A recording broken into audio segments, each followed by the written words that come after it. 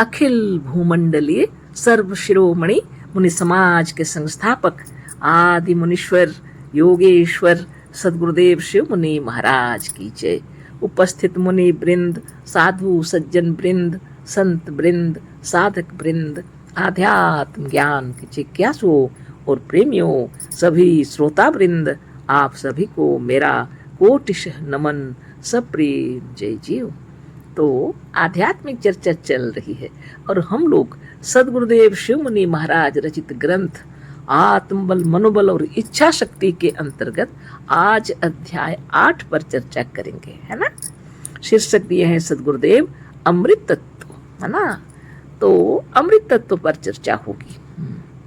पढ़ते हैं।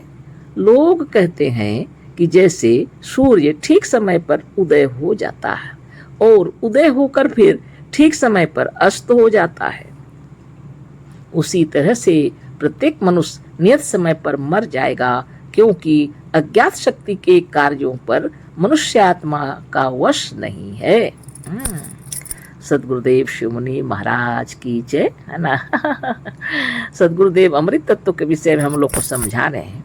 गुरुदेव कह रहे हैं, लोग कहते हैं कि जैसे सूर्य ठीक समय पर उदय हो जाता और उदय होकर फिर ठीक समय पर अस्त हो जाता है, उसी तरह से प्रत्येक मनुष्य नियत समय पर मर जाएगा, क्योंकि अज्ञात शक्ति के कार्यों पर मनुष्य आत्मा का वश नहीं है।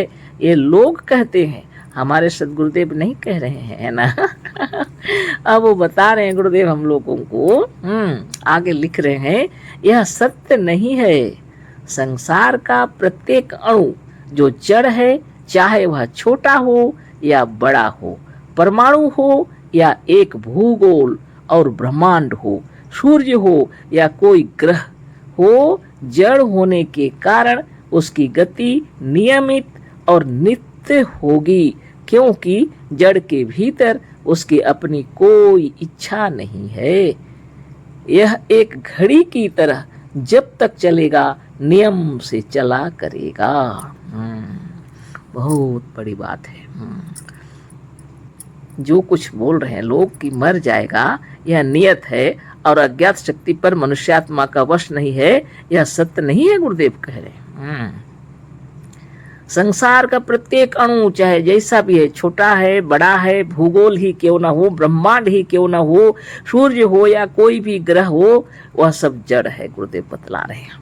जड़ होने के कारण उसकी गति नियमित और नियत होगी, क्योंकि जड़ के भीतर उसकी अपनी कोई इच्छा नहीं है। यह एक जड़ घड़ी की तरह जब तक चलेगा नियम से चला करेगा।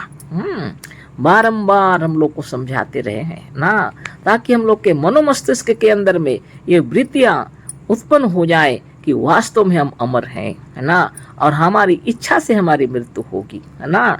ये विचार आपके अंदर जब दृढ़ हो जाएगा तो आपके अणु और परमाणु और शरीर के रोम रोम आपके अधिकार में आ जाते हैं, है ना। आगे पढ़ते हैं। ठीक इसके विरुद्ध व्हेल मछली और हाथी से लेकर मनुष्य और चींटी तक जो चेतन है, अपनी इच्छा के अधीन है। उदाहरण दिए हैं गुरुदेव, मैंने पहले से बताते आ रहे हैं ना। ठीक इसी तरह से व्हेल मछली है, हाथी, मनुष्य और चींटी तक जो चेतन है अपनी इच्छा के अधीन है ना। इन लोग अपनी इच्छा के अधीन है, चाहे वह व्हेल मछली हो, चाहे वह हाथी हो, चाहे वह चींटी हो, है ना, चाहे मनुष्य ही क्यों न हो, वह अपनी इच्छा के अधीन है। कहीं जा रहा है तो लौट भी आएगा, है ना। उदाहरण दें आगे, एक चींटी भी जो अपने बिल से निकल आई है, वह अपनी इच्छा से निकल आई है, और यदि लौट जाएगी तो अपनी इच्छा से। अब चींटी अपने बिल से निकल आई, अपनी इच्छा से निकल के आई है, और अगर लौट जाएगी तो अपनी इच्छा से। गुरुदेव कह रहे हैं मनुष्य भी अपनी इच्छा से आया है ना, और अपनी इच्छा से वो लौटेगा, है ना। इसमें दूसरों की कोई इच्छा नहीं है, उसने नियत किया है अपनी इच्छा को, है ना। वह कोई ऐसी बात नहीं है कि किसी ने कर दिया है, वो स्वयं विचार किया है। आगे पढ़ते हैं। पर यह जड़ सूर्य उदय हुआ तो एक नियत गति से चलेगा और अपने समय पर अवश्य अस्त हो जाएगा, ना कहीं खड़ा होगा ना लौट सकेगा, क्योंकि उदयास्त पृथ्वी की गति पर निर्भर है और पृथ्वी भी जड़ होने के कारण अपनी इच्छा से कुछ नहीं कर सकती। देखिए, चाहे सूर्य हो या पृथ्वी अपनी गति से वो चल रहे हैं। उदय अस्त तो पृथ्वी के घूमने पर निर्भर कर रहा। अब पृथ्वी कैसे करे, हाँ, और सूर्य भी क्या करे, है ना, ये तो जड़ है और इनको आदेश मिल चुका है, आत्मदेव ने चला दिए हैं, समष्टि आत्मा की शक्ति से चल रहा है तो चल रहा। वो तो अपनी गति पर ही रहेगा ना, है ना। गुरुदेव कह रहे हैं एक चींटी, साधारण चींटी अपने बिल से निकल करके जा रही है, इच्छा अपनी इच्छा से निकली है और इच्छा होगी तो अपनी इच्छा से लौट भी जाएगी। हाँ, लेकिन सूर्य उदय हुआ तो एक नियत गति से चलेगा और अपने समय पर अवश्य अस्त हो जाएगा, न कहीं खड़ा होगा ना लौट सकेगा, क्योंकि उदयास्त पृथ्वी की गति पर निर्भर है और पृथ्वी भी जड़ होने के कारण अपनी इच्छा से कुछ नहीं कर सकती। पर एक चींटी चेतन होने के कारण और अपनी अलग इच्छा रखने के कारण जब चाहे तब चले और जब चाहे तब खड़ी हो जाए और जब चाहे जहां से चाहे चलती हुई लौट जाए। कोई बाधा नहीं है ना। चेतन की चेतनता और ज्ञान जितना ही बढ़ता जाएगा उतना ही वह प्रकृति के ऊपर विजय प्राप्त करता जाएगा। बहुत महत्वपूर्ण बातें हैं वास्तव में। अमृत तत्व है, आत्मदेव है, लेकिन फिर भी हम लोगों को ज्ञान नहीं होने के कारण हम लोग परेशान हो जाते हैं, है ना। आप अगर अपने ऊपर पूर्ण भरोसा करेंगे तो कोई परेशानी नहीं है। इसी भरोसा को बढ़ाने के लिए ही, इसी आत्मबल को बढ़ाने के लिए सद्गुरुदेव साधन बतला करके गए हैं। चक्रभेदन साधन, प्रणव, प्राणायाम, शुभ भावना, मंत्र सब बतला के गए हैं। अनेकों किताब लिख करके, 3600 किताब लिख करके गए हैं। एक एक तत्व को समझा करके गए हैं। उन्होंने सोचा हम रहेंगे जब तक, वो अलग बात, हमारे जाने के बाद इनको क्या समझ में आ गया। देखिए, लिख के चले गए, बहुत अच्छा किए, नहीं तो हम लोग भटक जाते, है ना। कितनी बड़ी बात है। आपकी अज्ञात शक्ति, आपकी इच्छा शक्ति, सब कुछ आपकी शक्ति है ना। और यह अमृत है आत्मा, ना अमृत अमृत, कितना समझाए हैं गुरुदेव। हाँ, यहाँ जो बता रहे हैं अब तो ध्यान दीजिए, बहुत महत्वपूर्ण बातें लिखी हुई हैं। पर एक चींटी चेतन होने के कारण और अपनी अलग इच्छा रखने के कारण जब चाहे तब चले और जब चाहे तब खड़ी हो जाए, है ना, क्योंकि उसकी अलग इच्छा है, उसके ऊपर कोई बंदिश नहीं है। जब चाहे तब चले, जब चाहे तब खड़ी हो जाए, और जब चाहे जहां से चाहे चलती हुई लौट जाए, जहां से चाहे चलती हुई लौट जाए। अपने ऊपर निर्भर करता है। चेतन की चेतनता और ज्ञान जितना ही बढ़ता जाएगा उतना ही वह प्रकृति के ऊपर विजय प्राप्त करता जाएगा। चेतन की चेतनता, इस आत्मा के अंदर जो चेतनता है, इस आत्मज्ञान के बढ़ते जाने पर, है ना, आपका जब आत्मज्ञान बढ़ता जाएगा, जब आपको जब अपना ज्ञान अपने आप में महसूस होगा, जब, है ना, तब आपके भीतर में बल बढ़ जाएगा। सर्दी, खांसी, ठंडा, बुखार, चाहे जो कुछ बीमारियां होती हैं, कफ पित्त वात के ऊपर नीचे होने से ये जटिल से जटिल भी बीमारी यदि हो भी जाए तो भी अगर आप आत्मज्ञानी है, पहले तो ऐसी बीमारी होगी नहीं, नित्य योगाभ्यास करेंगे तो। लेकिन यदि किसी को हो गई है और यदि वो उस वक्त दिमाग में आ गया कि अब हम साधन सीखेंगे जाके, और आके सीख लिया, तब निश्चित निरोग होगा, है ना, इसमें कोई संदेह नहीं है, है ना। आत्मज्ञान हो जाने पर आपको यह विचार हो जाएगा कि हमारा कोई भी कुछ भी हानि नहीं होगा, हम निरोग हो जाएंगे, है ना, कुछ ही दिनों में निरोग हो जाएंगे। ये विचार उत्पन्न होते ही शरीर के सारे अणु अणु, परमाणु परमाणु, सेल्स सेल्स, कोष कोष जागृत हो जाएंगे, है ना। वैसे ही रक्त तैयार होगा, वैसे ही नए सेल्स कोष तैयार होंगे, शरीर निर्मित होने लगेगा और सारा शरीर स्वस्थ हो जाएगा। वृत्तियों के ऊपर निर्भर करता है, विचारों पर निर्भर करता है ना। गुरुदेव तो बता दिए, बता के चले गए, चाबी पकड़ा दिए, लेकिन हम लोग को अगर तरीका मालूम नहीं है तो कैसे होगा। इसलिए योग साधन नित्य दिन कीजिए। आगे बढ़ते हैं, है ना।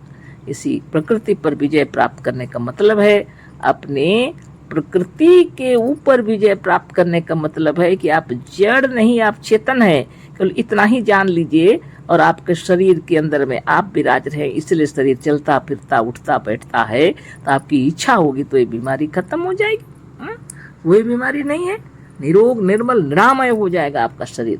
अब आगे पढ़ते हैं। यह तो एक चींटी की दशा है, पर मनुष्य जो चेतन जीवों में सबसे अधिक ज्ञानवान है, वह कैसे मृत्यु या किसी के वश में हो सकता है।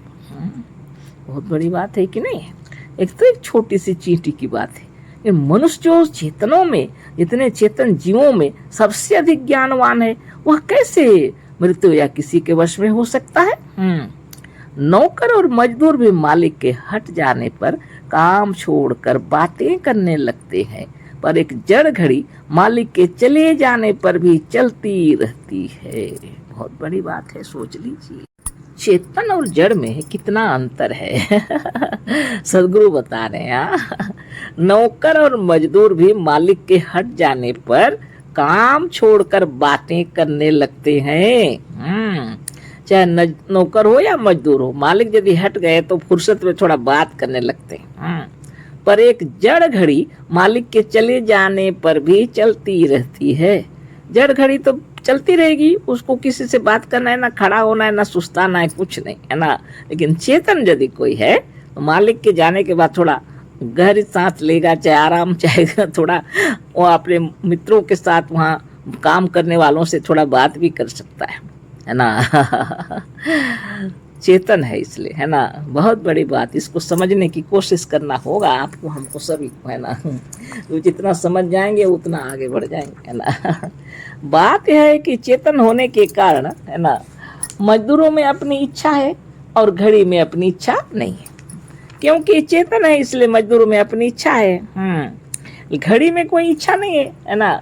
चाहे मालिक सामने रहे ना रहे, वो चलना है, काम चलते रहे। हाँ, लेकिन चेतन के अंदर मालिक के चले जाने के बाद थोड़ा इत्मीनान होगा, वो जरूर, है ना।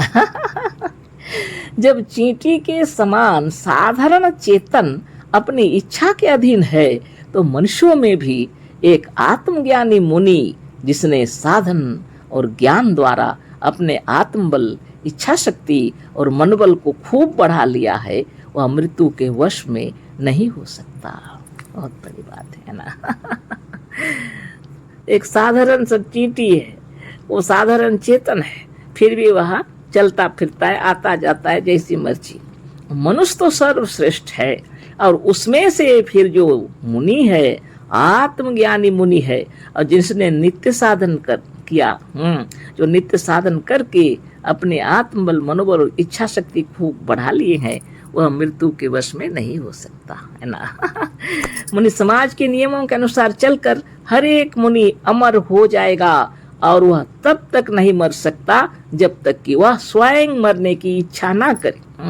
अमर होने का मतलब है जब तक आपकी इच्छा, तब तक आप जीवित रहेंगे, कोई आपको मार नहीं सकेगा। और जिस दिन आपकी इच्छा होगी, आपको कोई रोक नहीं सकेगा, आप आराम से चले जाएंगे बिना बीमारी के, ठीक है ना। उसको ही मोक्ष बोला जाता है। मरना तो दूर की बात है, मनुष्य 1 इंच भी कहीं से नहीं हट सकता जब तक कि स्वयं वहां से हटना ना चाहे। इसके लिए योग साधन, प्रबल इच्छा होनी चाहिए, है ना। आत्मबल, मनोबल, ज्ञान बल, योग बल बढ़ाने के लिए नित्य साधन करते रहें तो समस्त इच्छाएं पूरी होंगी, है ना। तो अभी इतना ही चर्चा करेंगे, कल फिर चर्चा करेंगे, है ना। अमृत तत्व के विषय में चल रहा है। अशेष धन्यवाद, कोटिशः नमन, सप्रेम जय जीव। सदगुरुदेव शिव मुनि महाराज की जय।